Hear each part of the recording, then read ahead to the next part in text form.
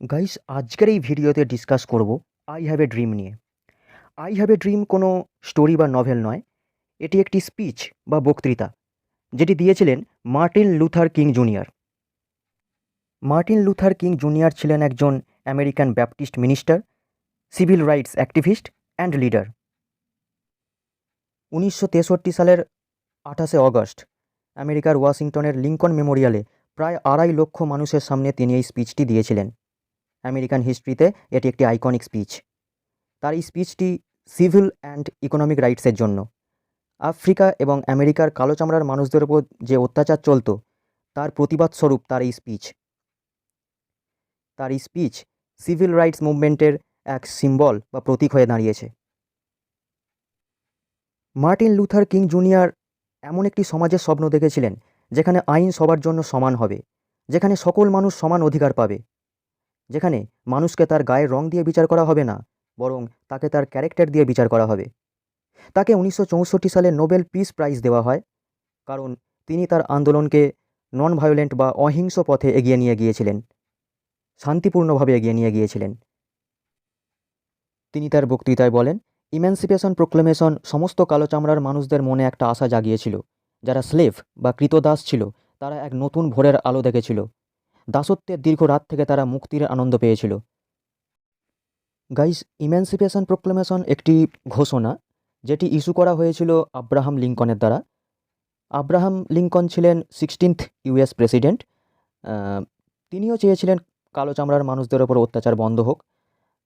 তাই জন্য তিনি 1863 সালে ইম্যান্সিপেশন প্রোক্লেমেশন জারি করেন আমেরিকার সমস্ত কালো চামড়ার মানুষদের ওপর অত্যাচার বন্ধ করার জন্য, এবং দাসত্ব থেকে তাদের মুক্তি দেওয়া হয়।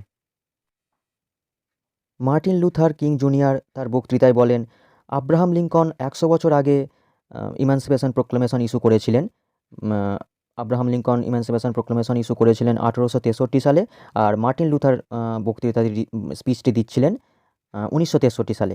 তাই তিনি বলেন, আব্রাহাম লিঙ্কন 100 বছর আগে ইমানসিপেশন প্রোক্লেমেশন ইস্যু করেছিলেন, কিন্তু আজও নেগ্রো বা ব্ল্যাক পিপল মানে কালো চামড়ার মানুষ যারা আছে তারা কিন্তু স্বাধীন নয়। টেকনিক্যালি তো তারা ফ্রি হয়ে গেছে, স্বাধীন হয়ে গেছে, বাট বাস্তবে আজও কিন্তু তাদের জীবন ডিসক্রিমিনেশন বা বৈষম্যের চেন দিয়ে বাঁধা। তাদের হাতে সেগ্রিগেশনের হাতকড়ি বাঁধা আছে। গাইস, সেগ্রিগেশন মানে হচ্ছে সেপারেশন বা পৃথকীকরণ। মানে আজও কিন্তু কালো চামড়ার মানুষরা সাদা চামড়া মানুষের দ্বারা অত্যাচারিত, অবহেলিত এবং বিভিন্ন সুযোগ সুবিধা থেকে তারা বঞ্চিত।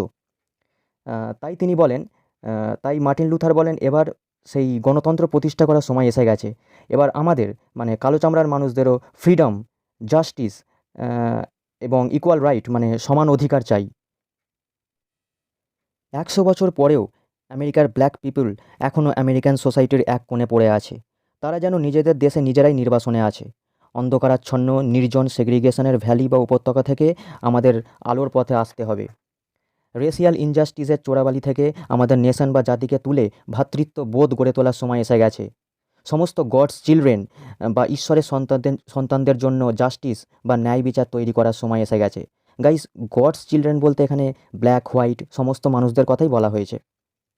তিনি বলেন, যতদিন না পর্যন্ত ফ্রিডম এবং ইকুয়ালিটি আসছে ততদিন পর্যন্ত আমরা শান্ত হব না।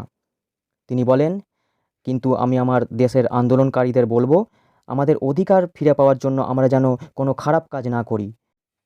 স্বাধীনতার তৃষ্ণা মেটাতে গিয়ে আমরা যেন আমাদের মনে কারুর প্রতি তিক্ততা বা ঘৃণা না রাখি। আমাদের লড়াইটা চালিয়ে যাব সম্মানের সঙ্গে এবং শৃঙ্খলার সাথে।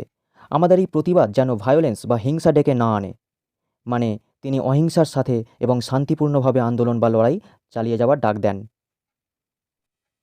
তিনি বলেন, যদিও আজকে আমরা অনেক ডিফিকাল্টিস ফেস করছি, তবুও আমার একটা স্বপ্ন আছে। আমার স্বপ্ন হলো আমার এই নেশন একদিন উঠে দাঁড়াবেই, যেখানে সমস্ত মানুষ সমান অধিকার পাবে। আমার স্বপ্ন কৃতদাসের ছেলে এবং কৃতদাসের মালিকের ছেলের মধ্যে ভ্রাতৃত্ব বোধ গড়ে উঠবে এবং তারা একই টেবিলে বসবে। মিসিসিপি রাজ্য যেখানে অন্যায় অত্যাচার ভরে আছে, সেটাই একদিন স্বাধীনতা এবং ন্যায় বিচারের এক সুন্দর ওয়েসিস বা মরুদ্যানে পরিণত হবে। আমার একটা স্বপ্ন আছে, আমার সন্তানরা একদিন এমন এক দেশে বাস করবে যেখানে তাদের গায়ের রং দিয়ে বিচার করা হবে না, যেখানে তাদের ক্যারেক্টার দিয়ে বিচার করা হবে। আলাবামা যেখানে প্রচণ্ড রেসিজম চলে, সেখানেও একদিন black and white boys and girls ভাই বোনের মতোই মিলেমিশে একসঙ্গে থাকবে। এই আশা নিয়েই আজ আমরা ফিরে যাচ্ছি। এই আশা নিয়ে হতাশার পর্বত থেকে একটা আশার পাথর কেটে বের করব। এই আশা নিয়েই ফিরে যাচ্ছি। ঝগড়া বিবাদের কর্কশ শব্দ থেকে আমরা ভ্রাতৃত্ববোধের সুন্দর সুর শুনতে পাবো। আমাদের এই বিশ্বাস যে আমরা একই সঙ্গে কাজ করব, একসঙ্গে প্রে করব, একসঙ্গে লড়াই করব, এটা জেনে যে আমরা একদিন ফ্রি হব। আমেরিকাকে যদি গ্রেট নেশন হতে হয়, তবে এইগুলিকে সত্যি করে তুলতেই হবে। নিউ ইয়র্কের বিশাল বিশাল মাউন্টেন থেকে স্বাধীনতার ঘণ্টা বেজে উঠুক। আমেরিকার প্রতিটি কোণ থেকে স্বাধীনতার সুর ভেসে আসুক।